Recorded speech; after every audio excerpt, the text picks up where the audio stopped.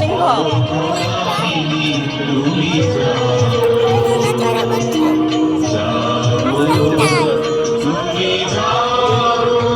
যে সমস্ত ভক্তগণ আমাকে দর্শন করার জন্য হাজির হয়েছ, সবাইকে আমার স্নেহ ভরা আশীষ।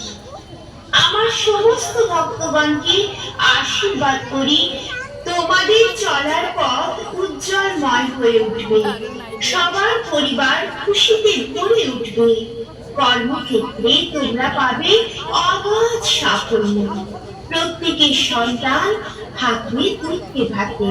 ভক্তগণ, যদি কারো জীবনে কোনো সমস্যা থাকে আমাকে মনে মনে জানিয়ে দাও।